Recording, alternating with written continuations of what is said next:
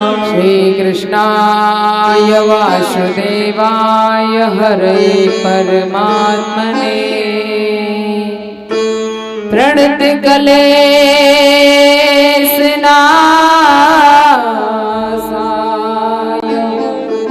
गोविंदाय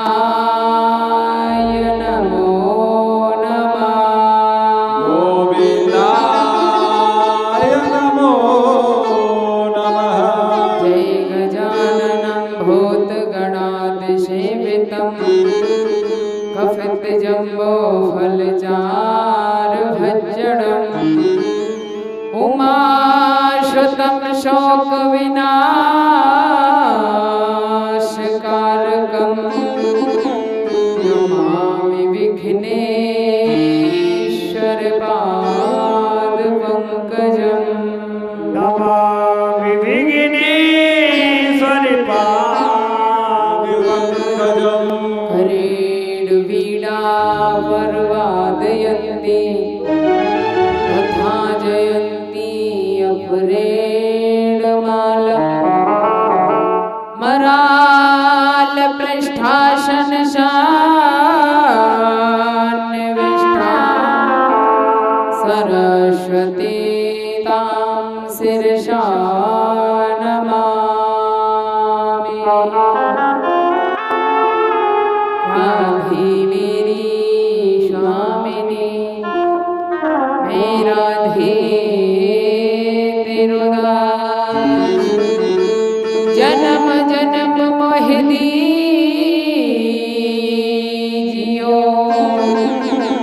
श्री चरणों में वास। जन्म जन्म मोह दीजियो अपने चरण ने को दास। मारुति दुर्लभेगं जितेन्द्रियं बुद्धिमतां वरिष्ठं वातात्मजं वानरयोत्तमुख्यं श्रीरामदूतं शरणं प्रपद्ये। वृंदावन बिहारी लाल की जय हो। आइए गुरुदेव के चरणों में चलते हैं। उसके बाद में गोविंद की हरि हरि चर्चा सुनेंगे और अपने इस मानव जीवन को धन्य बनाएंगे। गुरुवर मोहिन विचारियो चाहे लाख से मिल जाए हमसे तुमको बहुत है पर तुमसे हमको ना। तुमसे हमको ना। बोलिए सतगुरुदेव भगवान की जय। गुरुवर तुम्हारे प्यार ने जीना सिखा दिया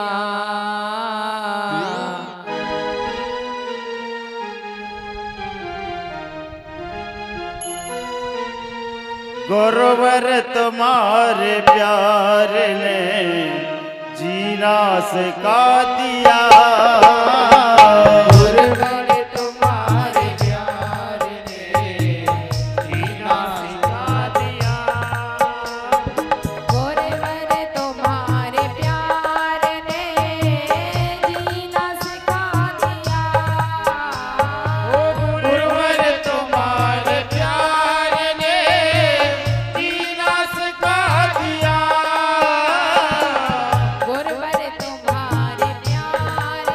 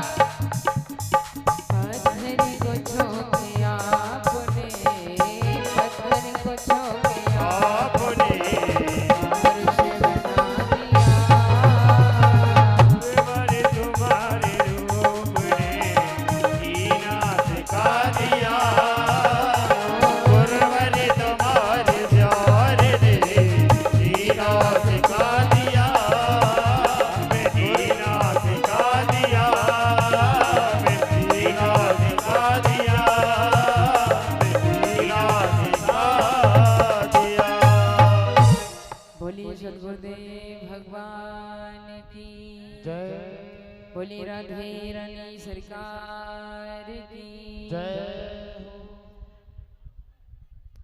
सुखदेव जी महाराज राजा परीक्षित के लिए गंगा मैया के पावन तट पर गोविंद की कथाओं के दर्शन करा रही हैं और सुखदेव जी महाराज बड़े ही प्रेम से कथा श्रवण करा रहे हैं और परीक्षित महाराज एक ही आसन पर बैठकर के कथा श्रवण कर रहे हैं। गुरुदेव कहते हैं, परीक्षित आज आपको 6 दिन बीत गए, आपने जलपान तक नहीं किया है, थोड़ा जल पी लो। तो परीक्षित महाराज हाथ जोड़ करके कहते हैं, गुरुदेव मैं कोई अभिमान में नहीं कह रहा हूँ कि मुझे भूख या प्यास नहीं है, अब तो कुछ अच्छा ही नहीं लगता है, ऐसा लगता है कि अब तो भगवान की कथाओं के दर्शन करता रहा। सुखदेव जी समझाने लगे, राजा सबसे बड़ा धर्म यही है कि किसी को कोई कष्ट न दे, किसी गरीब का दिल न दुखाए। अगर किसी गरीब का दिल दुखाएंगे तो उसका कोई सहारा नहीं होता। लेकिन जब भगवान सुनते हैं, जब दुखिया के भगवान सुनते हैं तो पता नहीं फिर क्या कर दें। इतना कष्ट आता है कि उसे कोई संभाल नहीं सकता है। इसलिए परीक्षित कभी किसी के लिए दुख नहीं देना चाहिए। ये नहीं समझना चाहिए कि ये गरीब है और ये मेरा कुछ नहीं बिगाड़ पाएगा, मैं पैसे वाला हूँ, ऐसा कभी नहीं सोचना चाहिए। आप थोड़े में गुजारा कर लो, लेकिन किसी को दुख मत दो, क्योंकि मेरे गोविंद के दरबार में सबका खाता खुला हुआ है और हर एक क्षण का हिसाब प्रभु लेंगे। जब हिसाब की बारी आएगी ना तो हमारे होश ठिकाने लग जाएंगे, क्योंकि भगवान की खाते में एक एक क्षण लिखी जा रही है। इसलिए चाहे आप थोड़े में गुजारा कर लो, लेकिन किसी को दुख मत दो। बड़ा ही सुंदर भाव दर्शाया है और कहा भी है, मेरे ठाकुर के दरबार में सब लोगों का खाता हो, मेरे मालिक के दरबार में सब लोगों का खाता। मेरे मालिक के दरबार में सब लोगों का खाता, मालिक के दरबार में सब लोगों का खाता, सब लोगों का खाता रे भैया, सब लोगों का खाता, ओ सब लोगों का खाता रे भैया, सब लोगों का खाता। मेरे ठाकुर के दरबार में सब लोगों का खाता, मेरे मालिक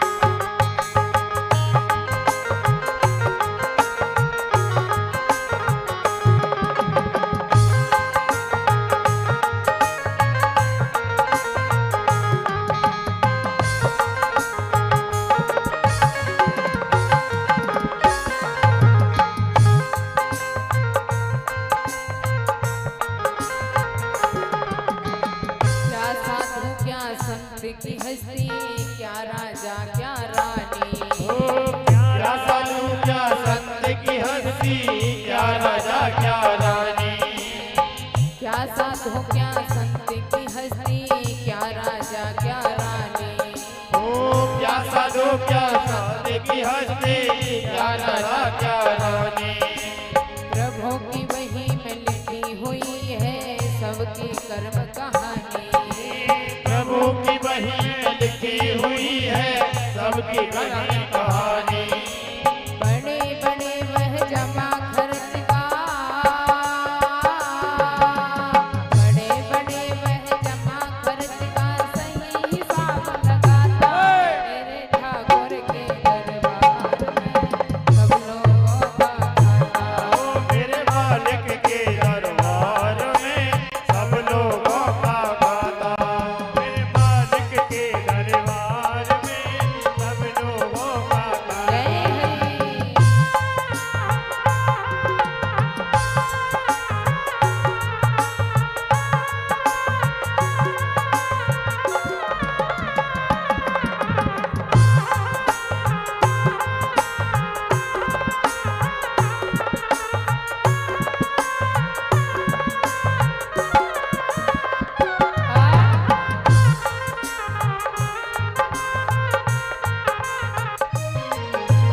नहीं चले उनके घर रिश्वत, नहीं चले चालाकी। नहीं चले उस घर के रिश्वत, नहीं चले चालाकी। हाँ, नहीं चले उनके घर रिश्वत, नहीं चले चालाकी। नहीं चले उनके घर रिश्वत, नहीं चले चालाकी। उनकी अपनी लेन देन की बड़ी रीत है वाकी।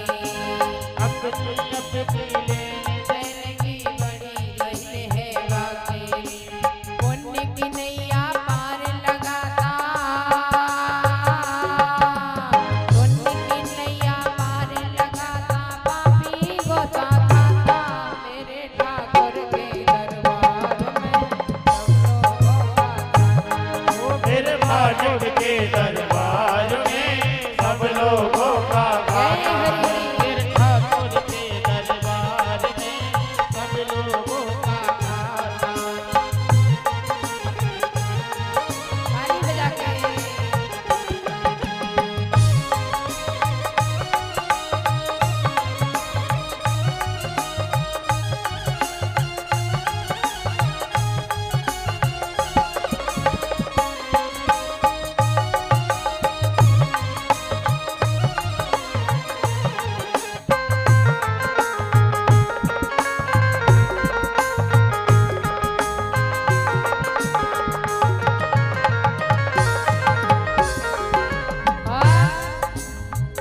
बड़े बड़े कानून प्रभु के, बड़ी बड़ी मर्यादा। बड़े बड़े कानून प्रभु के, बड़े बड़े मर्यादा। बड़े बड़े कानून प्रभु के, बड़ी बड़ी मर्यादा। बड़े बड़े कानून प्रभु के, बड़े बड़े मर्यादा। किसी को कौड़ी कम नहीं देता, किसी को दमड़ी ज्यादा। किसी को कोड़ी कम नहीं देता, किसी को दमड़ी ज्यादा। इसीलिए तो सारे जग का, इसीलिए तो सारे जग का जगत सिद्ध कहलाता। मेरे ठाकुर के दरबार में सब लोगों का खाता। ओ मेरे मालिक के दरबार में सब लोगों का खाता। जय हरि।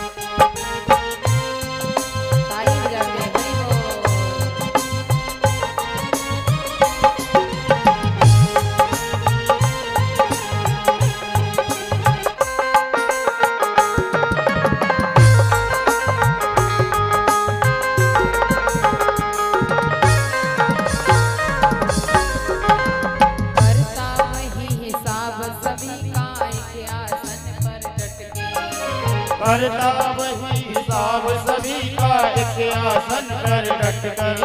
हाँ करता वही हिसाब सभी का एक आसन पर डट के। करता वही हिसाब सभी का एक आसन पर डट के। उनका फैसला कभी न बदले लाख कोई सर पटके। उनका फैसला कभी न बदले लाख कोई सर पटके। समझदार तो चुप रहता है, समझदार तो चुप रहता है, मूर्ख शोर मचाता मेरे ठाकुर के दरबार में सब लोगों का खाता। वो मेरे मालिक के दरबार में सब लोगों का खाता। मेरे मालिक के दरबार में सब लोगों का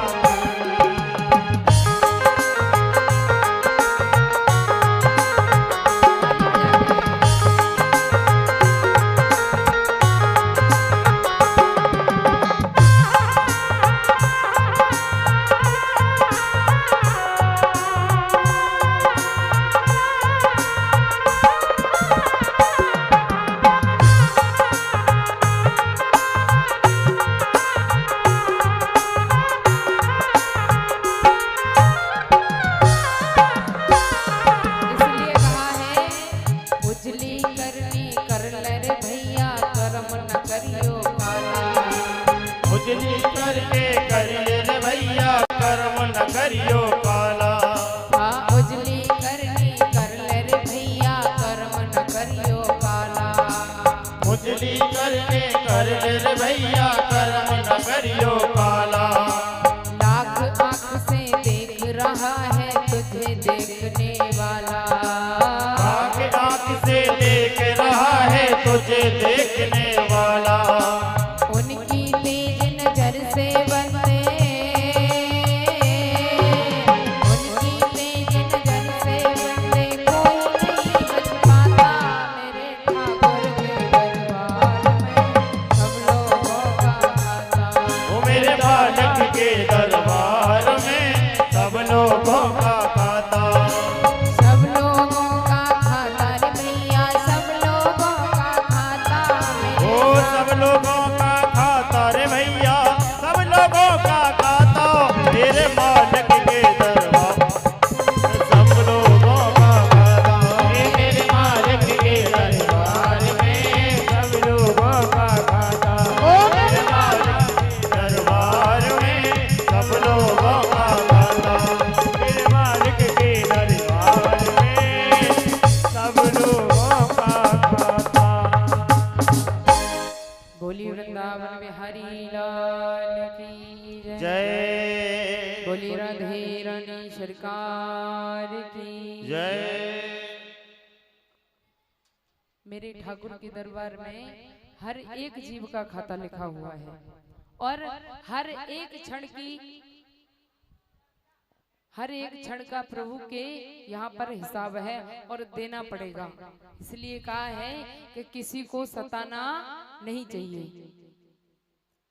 सुखदेव जी महाराज राजा परीक्षित के लिए दर्शन करा रहे हैं। राजन, जब भगवान राम ने धनुष को तोड़ दिया और माता सीता ने राम जी के गले में वरमाला पहना दी, वहां पर इतनी खुशियां छा रही हैं। जनकपुर में बहुत खुशियां छा रही हैं। अब तो जनक जी महाराज ने अयोध्या में राजा दशरथ के लिए पत्रिका भिजवाई। राजा दशरथ पत्रिका को पढ़कर बहुत खुश हुए और बारात सजा करके बड़े ही धूमधाम से जनकपुर के लिए जाने लगे। अब तो रास्ते में जा रहे हैं, बड़े खुश होते जा रहे हैं। सभी बाराती बड़े ही प्रसन्न हैं। और रास्ते में कुछ लोगों ने पूछा, देखने लगे बड़े ही इतनी सुंदर बारात है, तो बारात इतनी सुंदर है तो वरना कितना सुंदर होगा। तो पूछ लिया कुछ बारातियों से, रास्ते में, भैया एक बात बताओ, बारात इतनी सुंदर है तो वरना कितना सुंदर होगा। अब तो वरना तो था ही नहीं साथ में, तो चुप हो जाते हैं। गुरु वशिष्ठ जी से जाकर के पूछा, गुरुदेव हमको हर जगह ये पूछा जाता है कि आप इतनी बारात सुंदर लेकर के आए हो तो वरना कितना सुंदर होगा, वरना के भी दर्शन कराओ। अब हमको चुप होना पड़ता है। गुरुदेव कहने लगे, अरे हमारे पास वर्णों की कोई कमी है? हमारे 2 पुत्र हैं, भरत और शत्रुघ्न, इनको ही वरना बना लेते हैं। अब तो उनको ही वरना बना लिया। अब तो रास्ते में कोई पूछे या ना पूछे पहले से ही बताने लग जाते हैं। अरे भैया हम बताएं हमारे वरने कौन हैं? देखो हमारे भरत भैया और शत्रुघ्न भैया कितने सुंदर लग रहे हैं। पहले से ही परिचय देने लग जाते हैं। अब तो जैसे ही जनकपुर में बारात पहुंची, बड़ा ही स्वागत किया राजा जनक ने। और कार्तिक मास की शुक्ल पक्ष की त्रयोदशी यानी धनतेरस वाले दिन बारात पहुंची। और जब गुरुदेव ने लगन पत्रिका देखी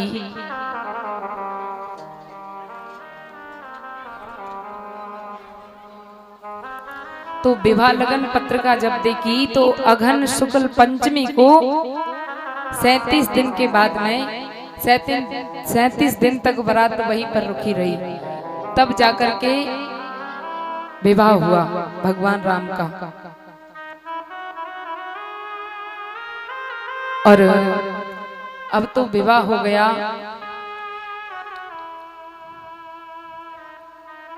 राम का, भरत का, लक्ष्मण जी का और शत्रुघ्न का। जब चारों भाइयों का विवाह हुआ, अब तो बहुत दिन बीत गए। और जब भी दशरथ जी हाथ जोड़ करके राजा जनक से विदाई मांगते हैं तो ये कह करके कह देते हैं, भगवान चले जाना, अभी मत जाओ, ऐसा कह करके रोक लेते हैं।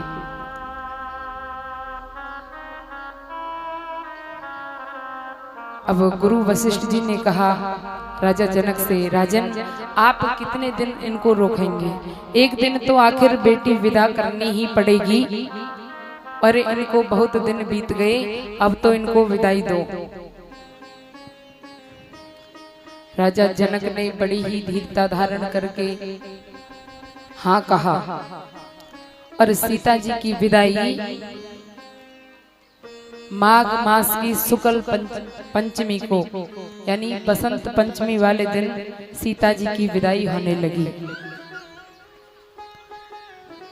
आचार्य सुखदेव जी राजा परीक्षित के लिए दर्शन करा रहे हैं। राजन,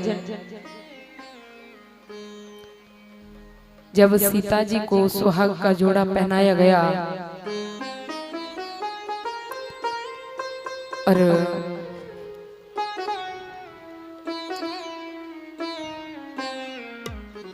जब राजमहल में ये पता चला कि आज हमारी बेटी सीता अपनी ससुराल के लिए जा रही है, तो पूरे जनकपुर में इतना शोक छा गया, इतना शोक छा गया कि किसी के चूल्हे नहीं जले। अब तो सीता मैया जिन मछलियों को तालाब में दाना डालती हैं वो बहुत छटपटा रही हैं सीता के लिए। और सीता मैया ने तोता मैना का जोड़ा पाल रखा था, सोने के पिंजड़े में बंद है। अब तो वो सोने के पिंजड़े में चोंच मार रहा है, घुड़सार में घोड़े रमा रहे हैं गौशाला में गाय रमा रही है।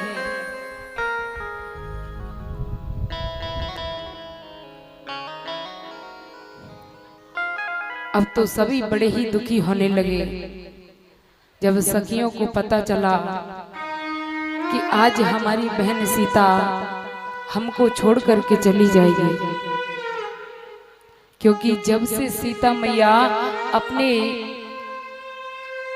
मायके से यानी जनकपुर से जिस समय विदाई ली थी, उसके बाद लौट करके एक भी बार जनकपुर में नहीं आई।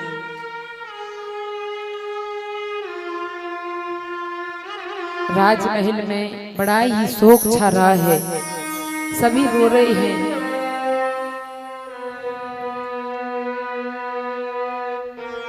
अब तो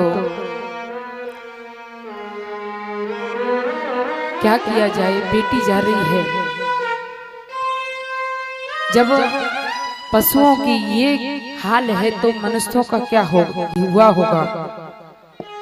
सभी बहुत बुरी तरह से रो रहे हैं।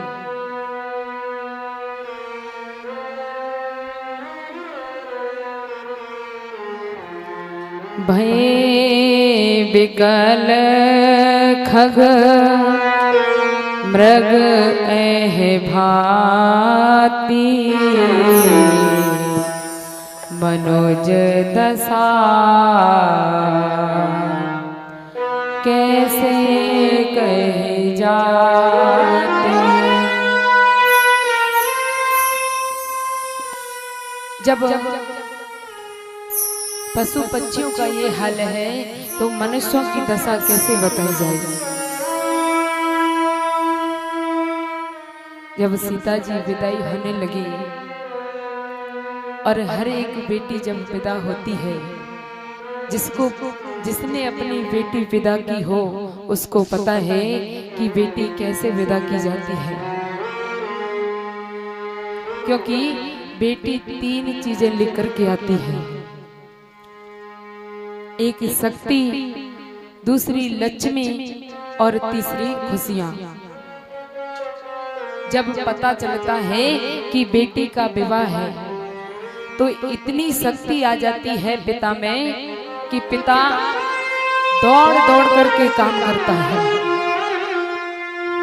आज टेंट वाले को करके आना है, आज हलवाई को करके आना है, आज यहाँ से पैसे इकट्ठे करने हैं, आज ये काम करना है, आज वो काम करना है।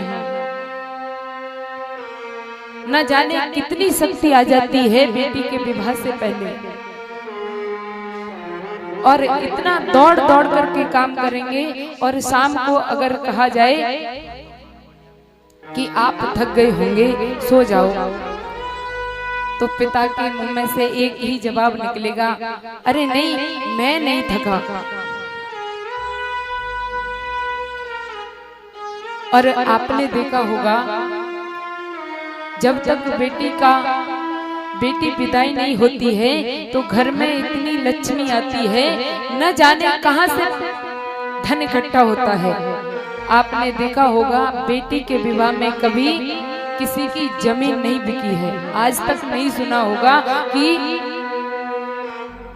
उसकी बेटी के विवाह में जमीन बिक गई।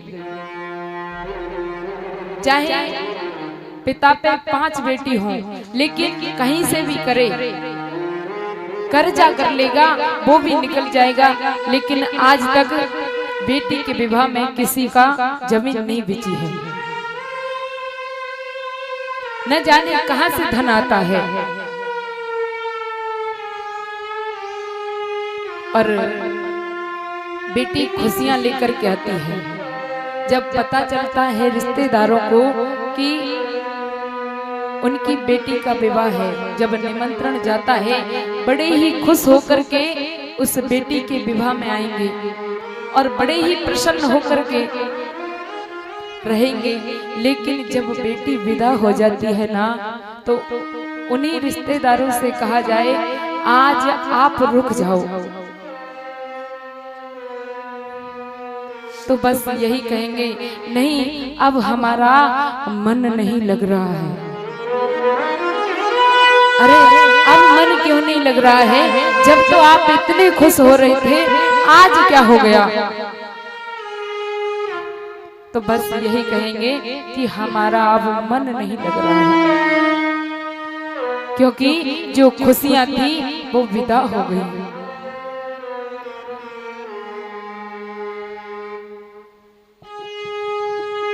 और बेटी एक धान की पौध की तरह होती है। जैसे धान की पौध को एक जगह उगाया जाता है और उसको उखाड़ करके दूसरी जगह लगाया जाता है, इसी प्रकार से बेटी होती है। बेटी का जन्म कहीं होगा और आधा जीवन मायके में गुजरता है और आधा जीवन ससुराल में गुजरता है।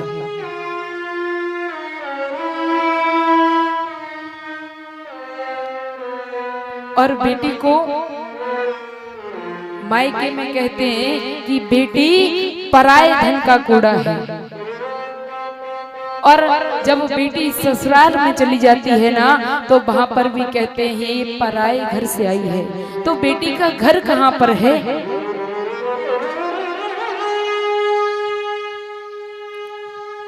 हमने एक बार अपने गुरुदेव से पूछा था, गुरुदेव आप ये कहते हैं कि बेटी पराये घर का कूड़ा है, और जब बेटी ससुराल के लिए जाती है तो वहां पर भी यही सुनने को मिलता है कि बेटी पराये घर की है, ये पराये घर से आई है, तो हमारा घर कहां पर है?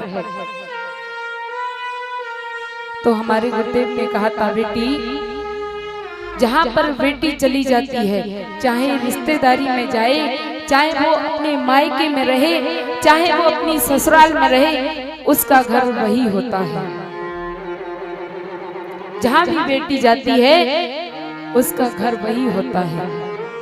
और मैंने भी अपने इस जीवन में अनुभव किया है, मैं जहां भी जाती हूँ मुझे इतना प्यार मिलता है, अपने घर की यादों को भूल जाती हूँ। मुझे ऐसा मालूम नहीं होता है कि मैं अपने घर से दूसरे के घर आई हूँ। और जब बेटी विदा होती है ना, माँ तो सबके सामने रो लेगी, लेकिन एक पिता ऐसा होता है जो अलग एक कोने में बैठ जाता है और हाथ में गमछा लेकर के रोता है और सोचता है आज मेरी बेटी चली जाएगी, मेरा घर खाली हो जाएगा। जब मैं बाहर से आता था तो मेरी बेटी मेरे लिए तुरंत गिलास में पानी लेकर के आती थी, लो पिताजी जल पी लो। तुरंत भोजन परोस करके लेके आती थी, बेटी पिताजी आप भूखे होंगे, आप भोजन पालो।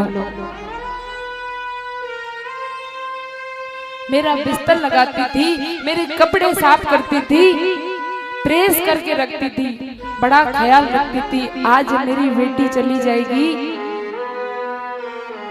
कौन मेरी इतनी सेवा करेगा? क्योंकि बेटियां ही पिताजी का ख्याल रखती हैं, बेटे कभी ख्याल नहीं रखते हैं।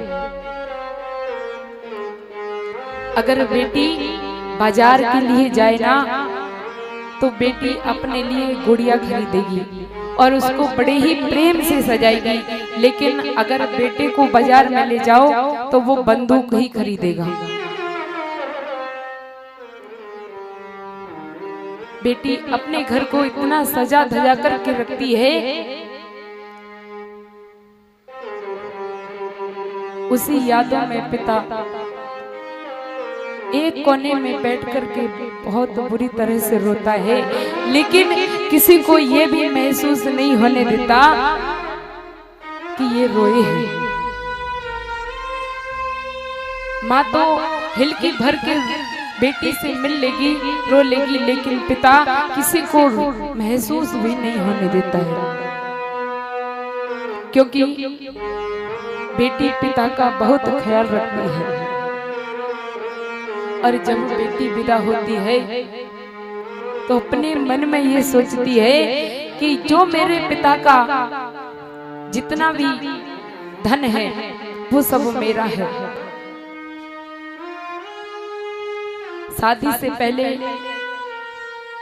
बेटी सोचती है ये बेड मेरा, ये कमरा मेरा, ये घर मेरा, ये मकान मेरा, ये गाड़ी मेरी। लेकिन जब बेटी विदा होती है ना तो अपने मन में ख्याल करती है कि आज के बाद मेरा कुछ भी नहीं है।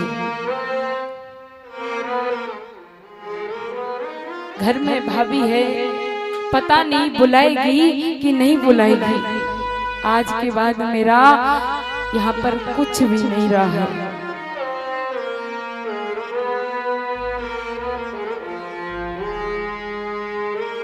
और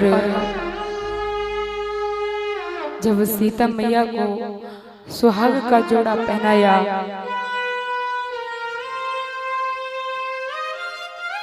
तो सुनैना मैया जो सीता जी की माता जी थी गोद में बिठा लिया और बेटी को गोद में बिठा करके शिक्षा देने लगी। बेटी तुम ससुराल में जाकर के मेरा नाम रोशन करना। और एक गिलास में पानी लेकर के आई। बेटी जब तू छोटी थी तो मैंने तेरे लिए दूध पिलाया था, लेकिन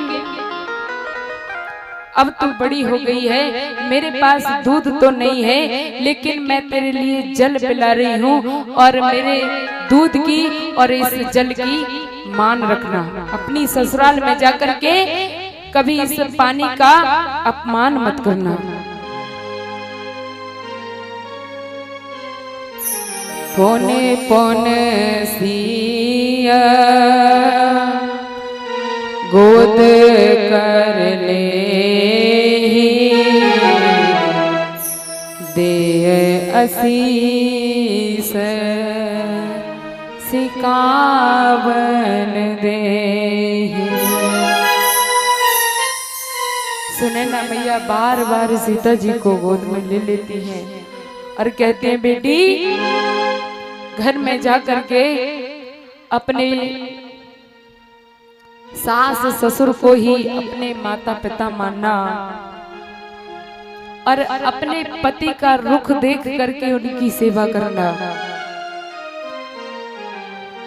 क्योंकि वही तेरी एक कर्म भूमि है।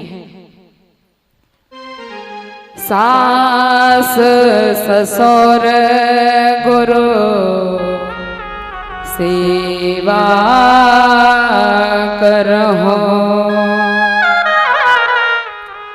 पते रुख लखे आयुष अनुसर हो। कि बेटी आज तो मेरी देहरी पर से जा रही है विदा होकर के, लेकिन मेरा एक ही कहना है, अपने सास और ससुर को माता पिता जान करके उनकी सेवा करना और अपने पति को उनकी हर एक बात मानना, क्योंकि पति ही बेटी के लिए परमेश्वर होते हैं। जब बेटी की शादी हो जाती है तो पति ही पत्नी के लिए परमेश्वर बताए हैं। अगर चाहे बेटी तुम कितनी भी मंदिरों में जाकर के पूजा करना, लेकिन जब जब तुम अपने पति और सास ससुर की सेवा नहीं करोगी वो सब व्यर्थ है। और सुनैना मैया बड़े ही प्रेम से समझा रही है और कह रही है बेटी तुम ससुराल में जा रही हो तो मेरी सीख सुनो। और हर एक माँ को जब अपनी बेटी ससुराल के लिए भेजो तो यही शिक्षा देनी चाहिए। तो माताएं बड़े ही ध्यान से सुनना, आपके जीवन में काम आने लायक बात है। और मैया सुनैना बड़े ही प्रेम से अपनी बेटी को गोद में लेकर के समझाने लगी है, मानिए दुलारी मेरा कहना, इस भांति रहना, जाके ससुराल में सब कुछ पड़ेगा बेटी सहना, पर कुछ नहीं कहना जाके ससुराल में। मानिए दुलारी मेरा कहना, इस भांति रहना जाके ससुराल में। मानिए दुलारी मेरा कहना, इस भांति रहना जाके ससुराल में। सब कुछ पड़े बेटी सहना, पर कुछ मत कहना जाके ससुराल में। ओ जाके ससुराल बेटी, जाके ससुराल में। जाके ससुराल बेटी, जाके ससुराल में। मानिए दुलारी मेरा कहना, इस भांति रहना जाके ससुराल में। मानिए दुलारी मेरा कहना, इस भांति रहना जाके ससुराल में।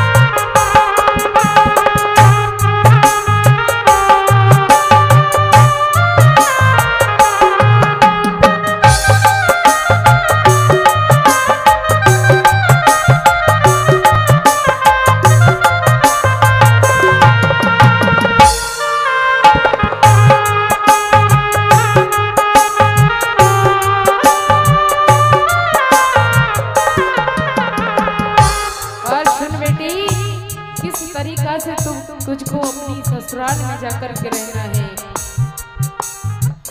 माता के समान अपनी सासू जी को मानना, माता के समान अपनी सासू जी को मानना, पिता के समान अपने ससुर जी को जानना, पिता के समान अपने ससुर जी को जानना, माता के समान अपनी सासू जी को मानना, माता के समान अपनी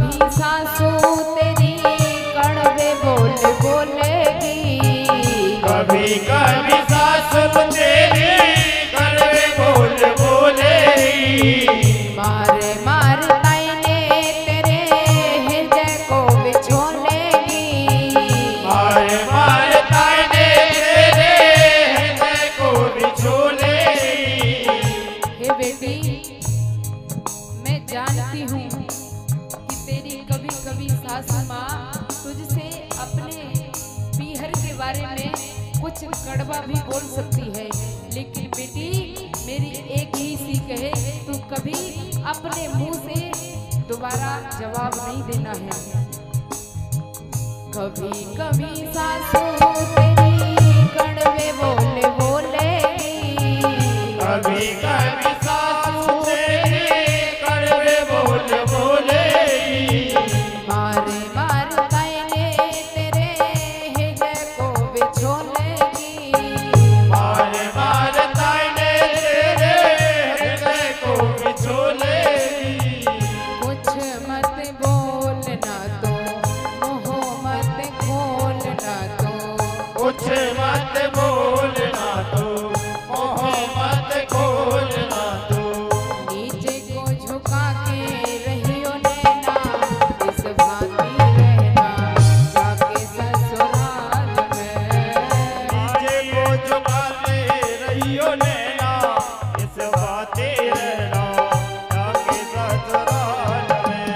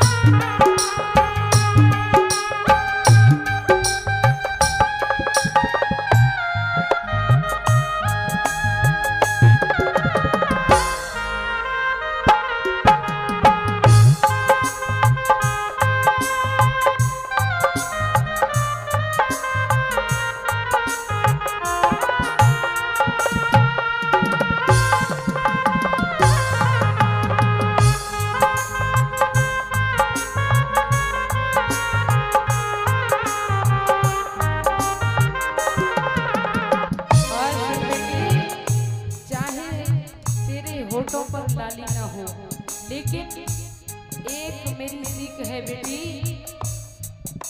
कि तू हमेशा खुश रहना, और तेरा बोल इतना अच्छा हो, इतना मीठा बोलना सबसे कि जैसे कोयल बोलती है। किसी से कभी लड़ाई झगड़ा मत करना। कंठ सिरी कंठ तेरा कोयल के समान होवे, कंठ सिर कंठ तेरा कोयल के समान होवे, होठों की लाली तेरी मधुर मुस्कान होवे, होठों की लाली तेरी मधुर मुस्कान होवे, कंठ सिरी कंठ तेरा कोयल के समान होवे, कंठ सिर कंठ तेरा कोयल के समान होवे,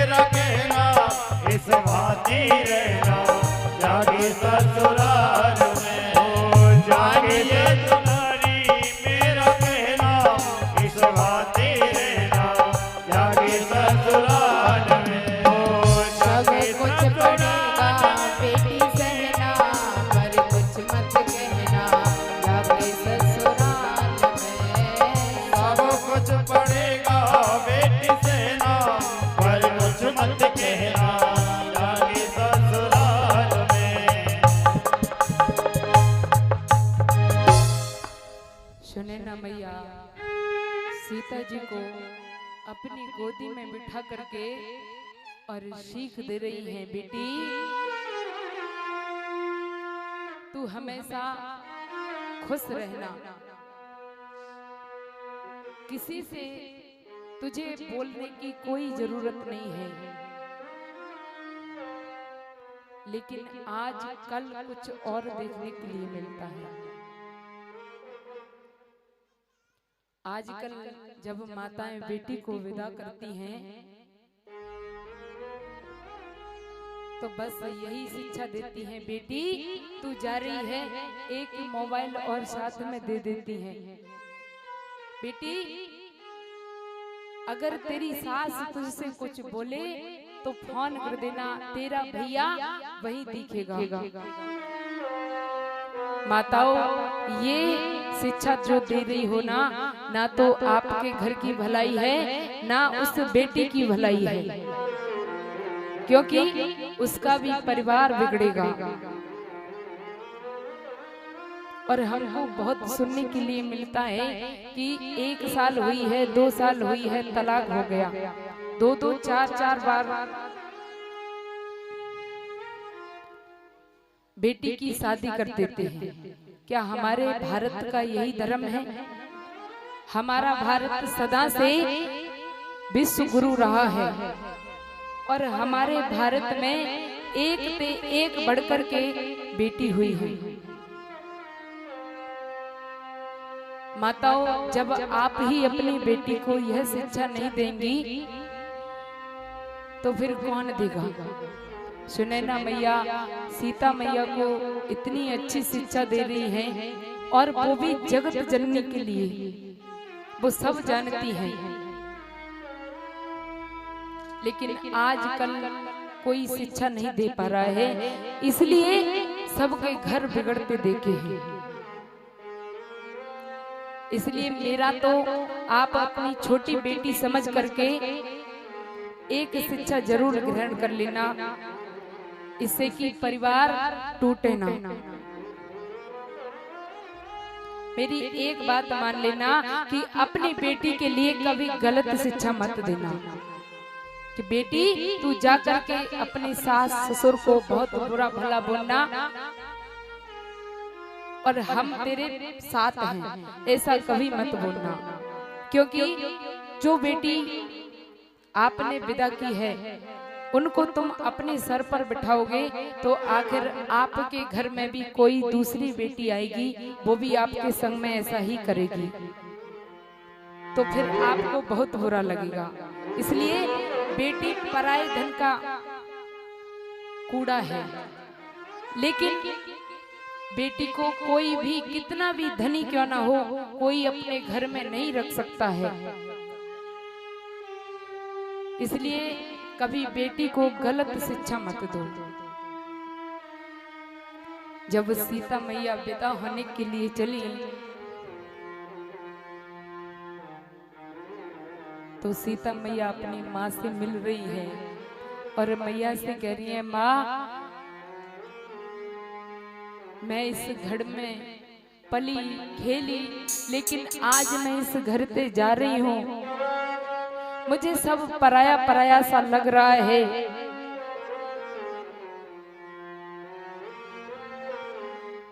अरे मैया की जेठ भर कर के सीता मैया मिलने लगी और कहने लगी, मैं गुड़िया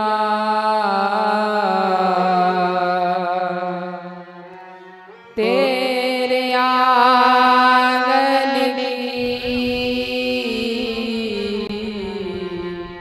मैं गुड़िया, हे माँ मैं तेरे घर की एक गुड़िया हूँ, मैं गुड़िया तेरे आंगन की,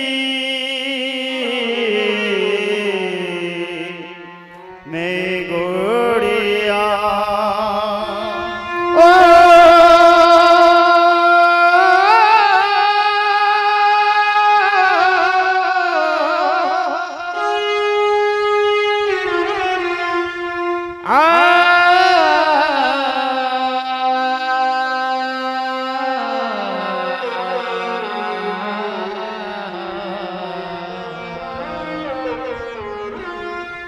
मैं गोड़िया तेरे आंगन के, मैं गोड़िया तेरे आंगन के, मैं गोड़िया तेरे आंगन की माँ, मैं गोड़िया तेरे आंगन की। जाओगी बैठ के डोली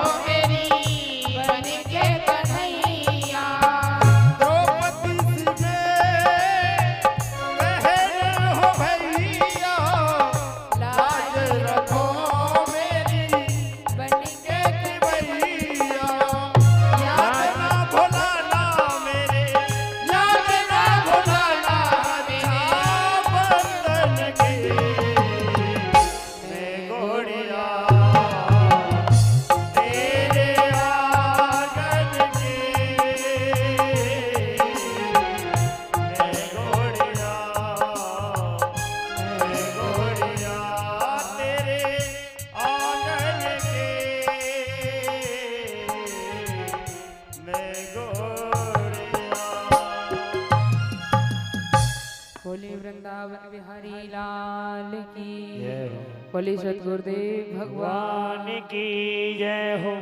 आज सीता मैया को राजा जनक ने विदा किया है।